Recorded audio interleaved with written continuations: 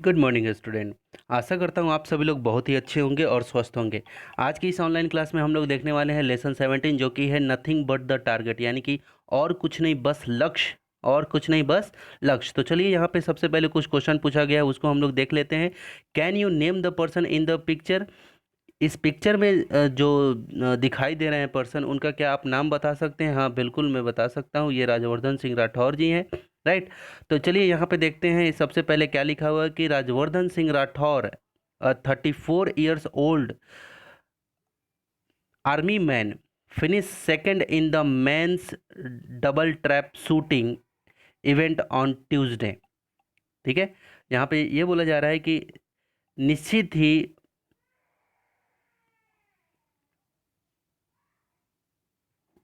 यहाँ पे देखिए क्या है कि एक 34 वर्षीय सैनिक राजवर्धन सिंह राठौर ने एथेंस में, कहाँ पे जी? एथेंस में।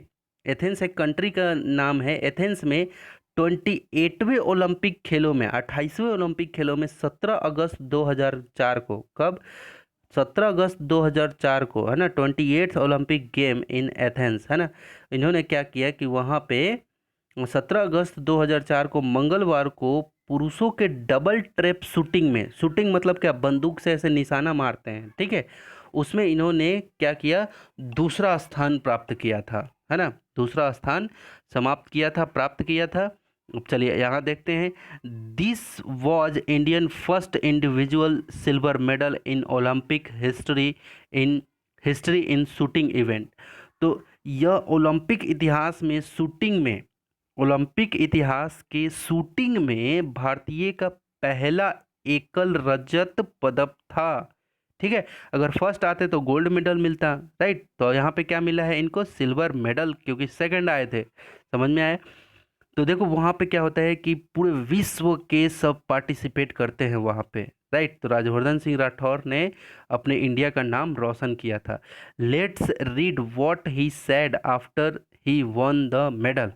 तो यहाँ पे हम लोग पढ़ने वाले हैं कि जब जीतने के बाद उन्होंने क्या कहा, वो चीज़ हम लोग पढ़ने वाले हैं। तो चलिए यहाँ पे लिखा हुआ है कि feeling while receiving the medal, जब ये पदक लेने के समय कैसा महसूस कर रहे थे, क्या अनुभव था, वो चीज़ इन्होंने यहाँ पे बोला है, राइट। तो यहाँ पे लिखा हुआ है कि इट फेल्ट एब्सोल्युटली ग्रेट, निश्चित ही ये बहुत ही अच्छा महसूस किए, है ना।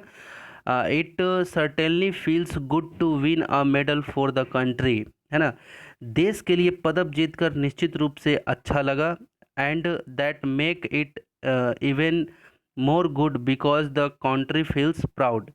और यहाँ पे ये भी बोला जा रहा है कि अच्छा लगा और इसे एक और सुखद बना देती है ना।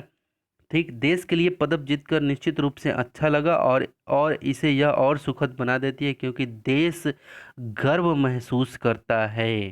ठीक है। जाहिर सी बात है, जब आप देश के लिए कुछ करते हैं तो पूरा देश आपके ऊपर में गर्व करता है। जैसे महेंद्र सिंह धोनी, अभी अभी उन्होंने क्या किया है? अभी अभी उन्होंने क्रिकेट से संन्यास ले लिया है ना। सुरेश रैना भी संन्यास लिए हैं। ये सब ऐसे प्लेयर हैं और ऐसे हैं जो इंडिया के लिए खेलते हैं, जो अपने देश को रिप्रेजेंट करते हैं, राइट। तो यहाँ पे चलिए देखिए लिखा हुआ feeling while draped in countries flag at the presentation.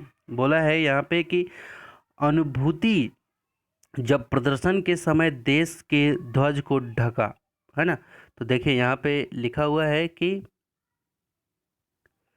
It was sense of relief, it was sense of relief यानी कि भावनाओं को आराम मिला। That I was able to accomplish something for the country, भावनाओं को आराम मिला कि मैं देश के लिए कुछ सिद्ध करने योग्य बना। एंड द फ्लैग, और ध्वज, I wanted something close to symbol which represents the country, मेरे पास कोई प्रतीक ऐसा हो जो देश को प्रदर्शित करे। So the flag was the best thing, जो कि जो मेरा फ्लैग है, जो मेरा तिरंगा है, जो मेरा झंडा है ना, वो सबसे बेस्ट थिंग था जो मेरे देश को प्रदर्शित करे। ठीक है। ठीक। तब ध्वज सबसे अच्छी वस्तु थी, है ना। And just wanted to wrap it around myself, और मैं उसे अपने शरीर में लपेट लेना चाहता था। बताइए इनको देश से कितना प्यार है ना। जाहिर सी बात है, आप सोच के देखिए कि आपके अंदर एक देशभक्ति इतनी अच्छी से होनी चाहिए कि आप अगर देश के लिए सोचते हैं तो वाकई में आप बहुत ही कुछ बड़ा ही काम कर जाएंगे। राइट। तो ये राजवर्धन सिंह राठौर जी ने यही काम किया इन्होंने कि इन्होंने मतलब I just wanted to wrap around myself, यानी कि और मैं अपने पूरे शरीर पे उस तिरंगे को, उस ध्वज को लपेट लेना चाहता था, है ना, चाहा। ठीक है। अब आगे देखिए, आगे क्या लिखा हुआ है। लिखा हुआ है कि preparation in the last few days. Right, वहाँ सब कुछ मिला जुला था। ठीक है। There was a mix of everything. Right, वहाँ एक स्वस्थ संतुलित वातावरण था। Right, healthy balance. ठीक है, संतुलित वातावरण था। राइट, जब कभी मैं whenever I felt that I was getting anxious, है ना, जब कभी मैं अनुभव करता कि मैं चिंतित हो रहा हूँ, है ना, तो आई वुड रिलैक्स, मैं आराम करता था, है ना, क्रेक अ जोक्स और talks to somebody and make the environment lighter for myself. तो जब भी इनको लगता था कि मैं अंदर से चिंतित हूँ, मुझे अच्छा नहीं लग रहा है, तो ये क्या करते थे कि ये आराम करते थे, या चुटकुले सुनाते थे, या किसी से बातचीत करते थे और अपने आप को, वातावरण को हल्का बनाते थे। राइट। अब चलिए आगे देखते हैं। But when ever I needed focus, किंतु जब भी मुझे ध्यान केंद्रित होने की आवश्यकता होती थी, I would close my eyes and think of the target of how I would do, how my emotions would be, what is the game plan for match and everything. लेकिन जब अ, जब मुझे ध्यान केंद्रित करनी होती थी, आवश्यकता होती थी, तो अपनी आंखें बंद करता था और लक्ष्य के बारे में सोचता कि कैसे मैं निशाना लगाऊं और कैसे मेरी भावनाएं होंगी, कैसे मैं निशाना लगाऊंगा और किस तरह की मेरे इमोशंस होंगे।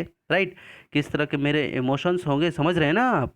और प्रतिस्पर्धा और अन्य सभी चीज़ों के लिए मेरी खेल योजना क्या रहेगी, है ना, और सभी चीज़ों के लिए what is the my game plan, यानी कि गेम प्लान यानी कि खेल की योजना क्या रहेगी for the matches and everything, और अन्य चीज़ों के लिए किस तरह से हमें एक गेम प्लान रहेगा। ठीक है, वो ऐसा सोचते थे। तो देखो ध्यान से इस पिक्चर में वे क्या कर रहे हैं, निशाना लगा रहे हैं।